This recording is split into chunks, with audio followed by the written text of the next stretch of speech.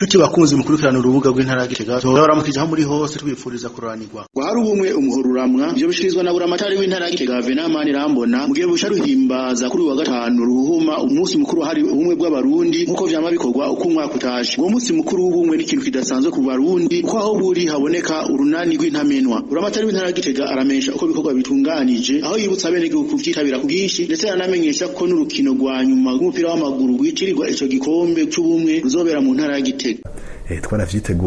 Twariteguriye uwo munsi mukuru aho ndetse tuzohera ku nkuka ya misa izobera kuri katedrale Rukundo nkuko vyama, hanyuma izotangura igihe cy'isaha 3 zo mu gitondo. Iyo misa iheze dushe tuza ku cibutso c'ubumwe aho hazoshigwa ingori z'amashurwe ku cibutso c'ubumwe. Hanyuma rero ndetse twarumvise yuko n'abasanzwe barongoye ishirahamwe ry'umupira w'amaguru mu Burundi baciye bashima yuko ihiganirwa ry'igikombe citiriwe ubumwe kizoba ku iyo tariki ya 5 nyene ukwezi kwa kabiri. Urwo rukino ariyo finale ruzobera ngaha mu ntara yacu ya Gitega. Urumva yuko no munezero bandanya wiyongera inyuma y'ivyo bikorwa vyo kugaragaza yuko tunezerewe n'uwo munsi. Tuzoca rero tuja kurorera kuko nakanya keza no munsi mukuru no ku bakozi ba leta murazi yuko ntibazotonda ku kazi, bazotonda ku uwo munsi mukuru, hanyuma kandi murazi ko bazohembegwa. Tugaca dusaba rero yuko ivyo bikorwa vyose twovyitaba. Venamani Rambona avuga kandi ko ari n'akaryo keza kubavuka ntara n'aba mu ntara ya Gitega aho kwifurizanya umwaka. Rero hariho n'akandi kabirya kuko mu ntara ya Gitega twamye tugira tuti ubumwe ni ikintu gikomeye. Reka rero uko umwaka utashe tuzohora duce dutegura ikijanye no kwifurizanya umwaka mushasha kuri uwo munsi. Twamara rero duca duhimbaza twifurizanya umwaka mushasha imvukira abasanzwe babangaha Gitega, ariko turazi ko bose ntibaza, haza abaserukira abandi na cane batanze agatererano gasanzwe kazwi, ariko kubushoboye kuza wese agatanga ku gatererano baramwakira kugira ngo tuje hamwe tunezerwe. Urumva naho nyene rero ababishoboye nabo nyene tukabahimiriza yuko bobinyarutsa kugira ngo tuzorabe nyine tubitegurira neza maze n'ubwo rubanza ruzoheze rugene neza.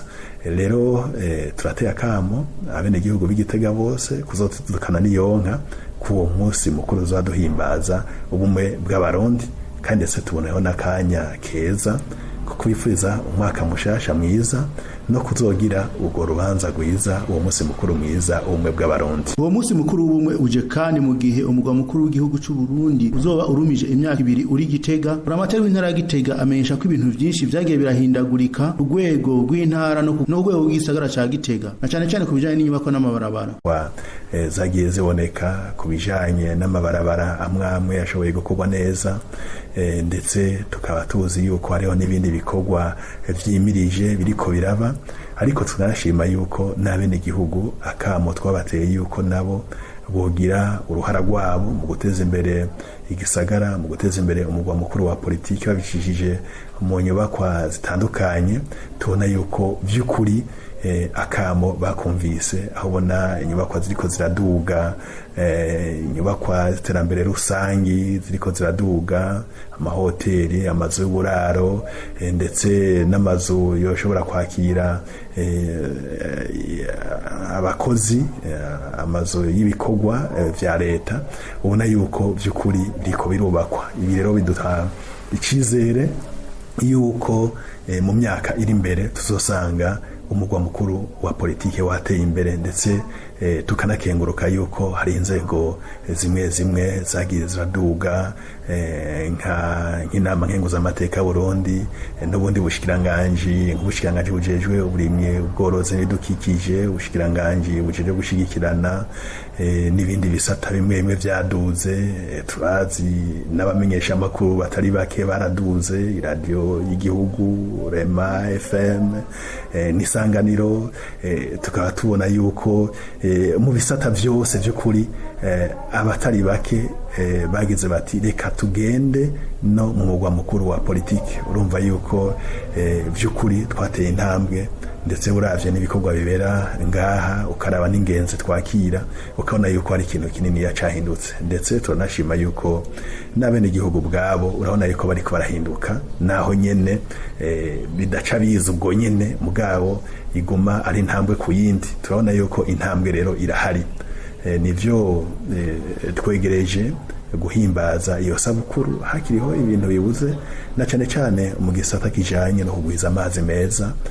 Nico gisata tubona yuko dufisemwo ingorane, ariko turize yuko leta y'u Burundi, leta mvyeyi, leta nkozi by'ukuri tuzoshira hamwe twese inguvu, umwe wese gucashoboye kugira ngo nayo mazi aheze abonekane, kuko inzego zose zirabizi, zarabimenyeshejwe ndetse baranabibona.